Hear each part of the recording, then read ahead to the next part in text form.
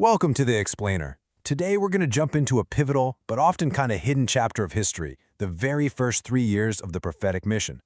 This period is known as the secret preaching, and it all goes down in Mecca, which at the time was this major hub for trade, run by the powerful Quraysh tribe, who were, by the way, the Prophet's own people.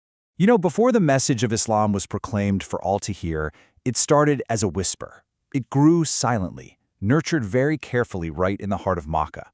For 3 whole years, this message that would literally change the world was a well-kept secret, shared with only a trusted few.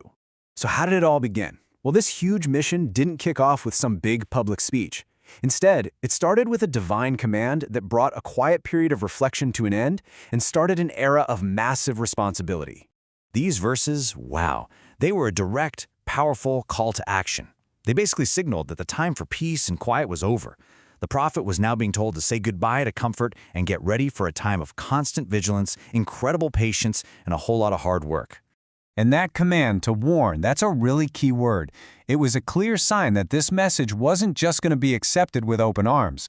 No, it was going to face resistance. It would demand immense struggle and strength right from the very beginning. The road ahead was definitely not going to be easy. So with this secret mission now underway, who were the very first people to hear the message? Well, by divine wisdom, the call didn't start in the busy marketplaces.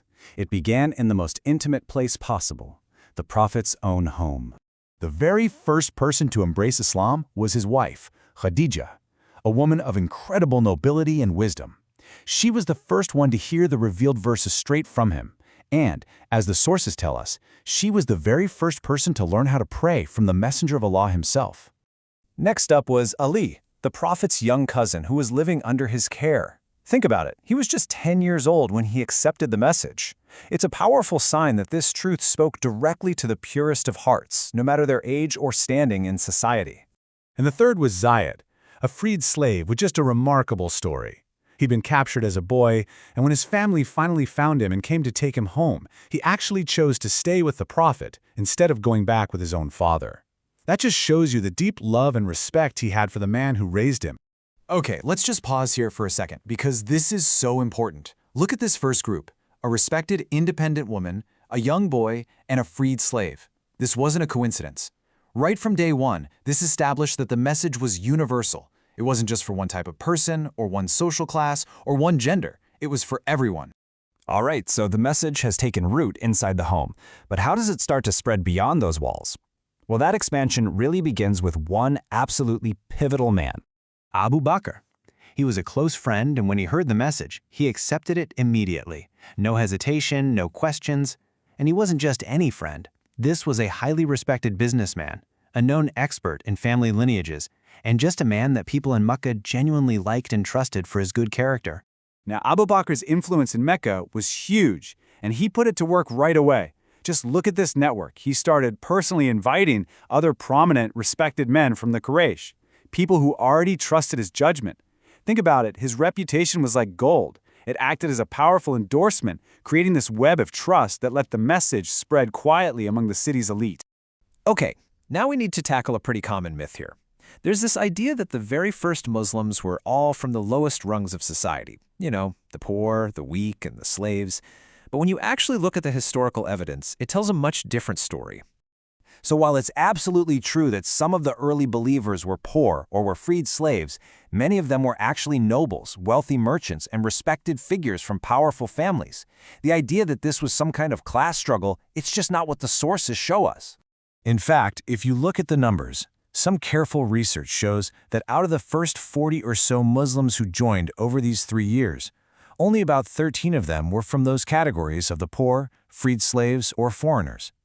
The majority were actually from the noble families of Quraysh. So what's the big takeaway here? It's that Islam was drawing people from all walks of life. Rich, poor, master, slave, men, women, it didn't matter. It was forging a totally new kind of brotherhood, one that was based on a shared belief in one truth, and that belief cut across all social lines. Okay, so for 3 entire years, this growing community is operating completely underground. How in the world did they manage that? And, maybe more importantly, why was secrecy so absolutely essential for them? Well, this secrecy was, first and foremost, a strategy for survival. Simple as that. In a place like Mecca, being open about this new faith could be dangerous, so it was all about protecting the new converts. But it was also a critical time for preparation. It gave the prophet the chance to teach and strengthen his followers for the massive challenges he knew were just around the corner. And this right here is the perfect example of their strategy in action. The house of Al-Arqam. It belonged to a young convert and it became their sanctuary, their secret headquarters. It was centrally located, but still under the radar. This house was basically the first school of Islam, a safe place to build faith, learn the Quran, and form the bonds of community, far away from the prying eyes of the Quraysh. So, these 3 years were anything but passive. This wasn't just about hiding. It was a very deliberate, very strategic phase of building a solid foundation, one person at a time, one verse at a time, getting this community ready for the day it would finally have to step into the light. So these years of secret preaching built this unshakable foundation of faith and brotherhood. But the big question hanging in the air was, what was going to happen when the command finally came to take this powerful message public? Thank you for joining this explainer.